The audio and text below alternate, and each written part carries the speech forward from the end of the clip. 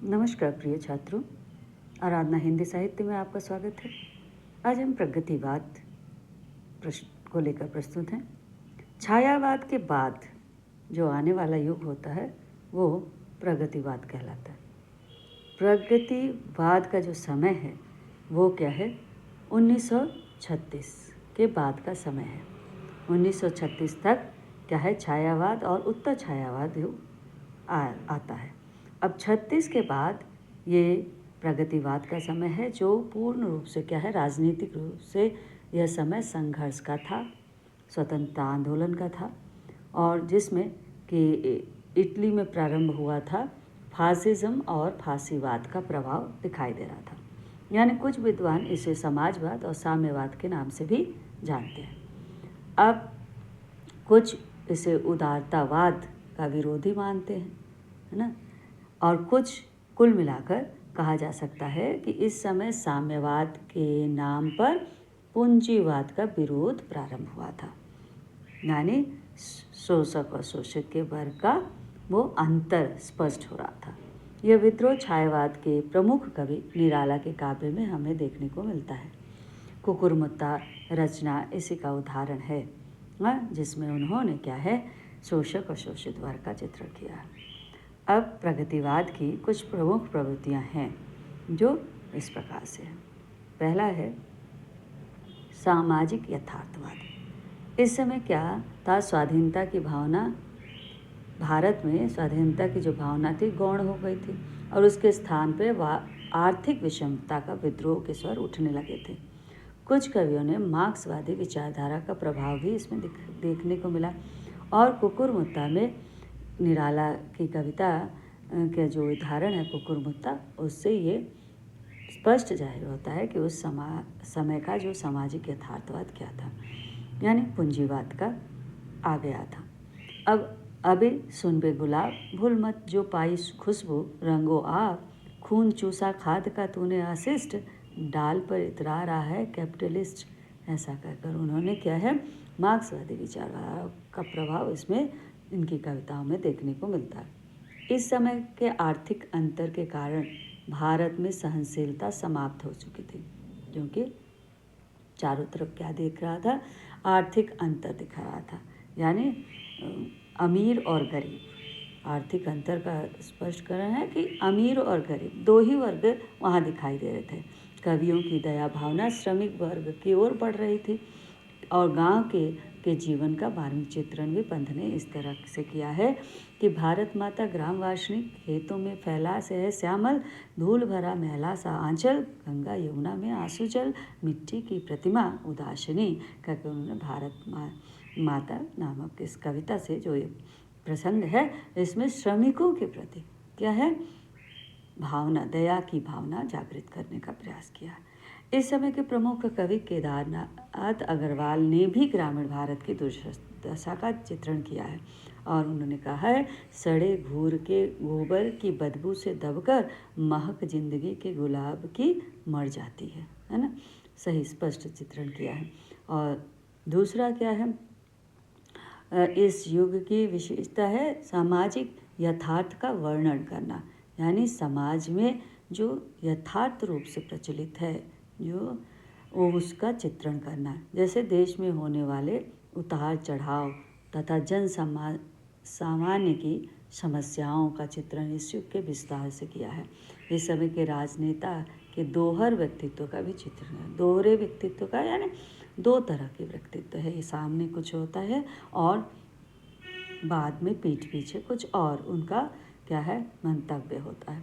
तो बापू मरे, अनाथ हो गई भारत माता, अब क्या होगा? हाय हाय हम कहीं के नहीं रहे, रो रो कर आंखें लाल कर ली धूर्तों ने।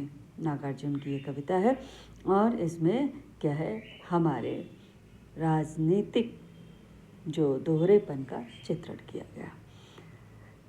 तीसरी जो विशेषता कह लीजिए परिवर्तन की पुकार है। इस युग में हर क्षेत्र में परिवर्तन की इच्छा कवियों ने जागृत की है, और इसी परिवर्तन को के अंतर्गत वीर रस का काव्य रचने की कवियों की इच्छा जाग उठी। और बालकृष्ण शर्मा नवीन ने कहा, कुछ कवि ने कहा, कुछ ऐसी तान सुनाओ जिससे उथल पुथल मच जाए। ऐसा कहकर उन्होंने उसका चित्रण किया। अब परिवर्तन यानी कि समाज में परिवर्तन का वर्ण विषय बन गया है कि कोमल कामना के कवि कल्पना के कवि सुमित्रानंदन पंत ने परिवर्तन जैसी कविता रचकर क्या है, प्रकृति के भयंकर जो तांडव और रौद्र रूप को भी यहाँ दर्शाया है कि प्रातः का सोने का संसार, जला देती संध्या की ज्वाल, अखिल यौवन के रंग उभार, हड्डियों के हिलते कंकाल, गूंजते हैं सबके दिन चार, सभी फिर हाहाकार।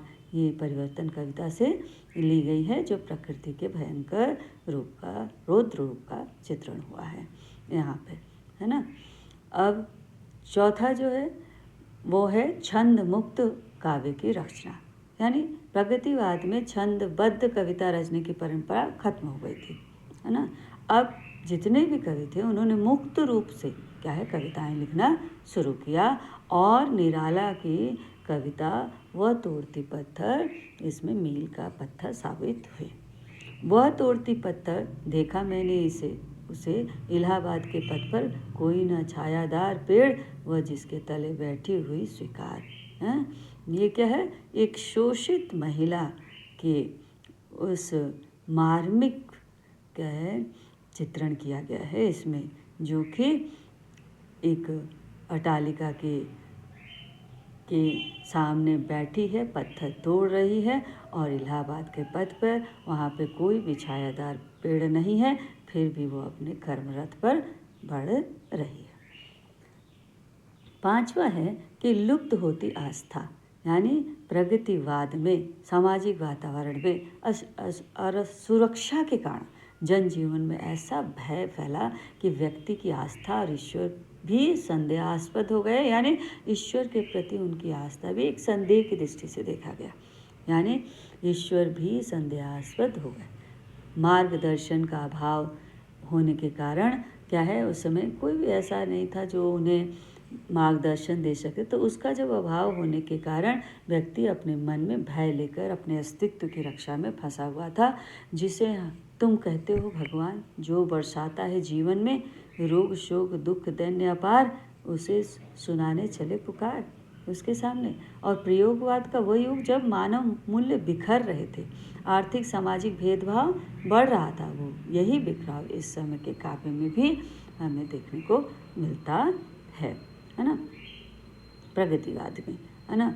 और प्रगतिवाद के जो प्रमुख कवि हैं वो हैं, इस युग के प्रमुख कवि हैं कि निराला हैं, पंत हैं, केदारनाथ अग्रवाल हैं, और नागार्जुन और त्रिलोचन शास्त्री हैं। ये प्रगतिवाद के प्रमुख कवि हैं, जिनकी कविताएं जो प्रचलित हैं और वो हैं निराला के कुरकुरमुत्ता, वह तोड़ती पत्थर, पंत के भारत माता परिवर्तन, केदारनाथ अग्रवाल के युग की गंगा, नागार्जुन के सिंदूर तिलकित भाल, और त्रिलोचन के शास्त्री के धरती। तो ये सारे पांचों प्रमुख कवि हैं जिन्होंने प्रगतिवाद को आगे बढ़ाने का कार्य किया है, या उसमें उन्होंने रचनाएं अपनी रची। अब आते हैं हम प्रयोगवाद की तरफ।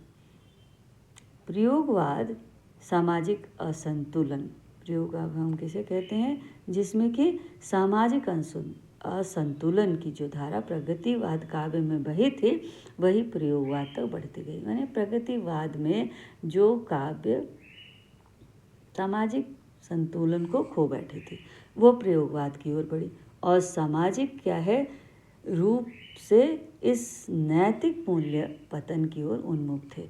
एकाकी, असहाय, भयग्रस्त व्यक्ति का चित्र प्रस्तुत करने वाली ये जो कविता अधिकांशत क्या थी, और सुरक्षा की भावना थी, अवसाद, संदेह, द्वेष जैसी जो सामाजिक बुराइयों के दर्शन होने लगे थे यहाँ पे। और इस समय के काव्य की कुछ विशेषताएं निम्न प्रकार से। पहला है यथार्थवाद। छायावाद तक तो कल्पनाशीलता चरम सीमा पर थी, प्रयोगवाद तक आते आते पूरी तरह लुप्त हो गई, खत्म हो गई थी। लुप्त होना यानी खत्म हो गई थी। और इस समय के काव्य में मनोविश्लेषक सिगमंड फ्राइड की विचारधारा बहुत अधिक मिलती है। इसी विचारधारा से प्रभावित होकर यथार्थ का नग्न चित्रण इसमें किया गया है। इस समय के जो प्रमुख कवि माने जाते हैं वो गजानन माधव मुक्तिबोध की ब्रह्म राक्षस कविता में इस नग्न यथार्थ का पूरा चित्रण किया गया है कि शहर के उस ओर खंडहर की तरफ परित्यक्त सूनी बावड़ी के भीतरी ठंडे अंधेरे में बसी गहराइयाँ जल के ब्रह्म राक्षस की इन पंक्तियों से क्या है, पूर्ण रूप से यथार्थवाद का चित्रण किया गया है। दूसरी विशेषता है प्रयोगवाद की सामाजिकता का अभाव। सामाजिकता का अभाव यानी समाज में क्या है, समन्वय की भावना का अभाव। यानी इस काव्य में सामाजिक समन्वय का अभाव मिलता है। इस युग के व्यक्ति केवल अपने स्वार्थ के विषय में सोचता है, एकाकी चलता है। कविता में इस एकाकी और असामाजिकता का चित्रण किया गया है, जो कि मेरे लोग गजानन माधव मुक्तिबोध की कविता में आपको देखने को मिलता है। जो इस तरह से किसी की खोज है उनको, किसी नेतृत्व की पीली धुमेली पसलियों की पंजर वाली उदासी से पुती गायें, भयानक तड़फड़ाती ठठहरियों की आत्मवस्थित प्रज्ञ कपिलाएं की पत्थर ईंट के चूल्हे सुलगते हैं, फुदकते हैं। वहीं दो चार बिखरे बाल वाले बालकों के श्याम गंदे तन व लोहे की बनी स्त्री पुरुष आकृतियाँ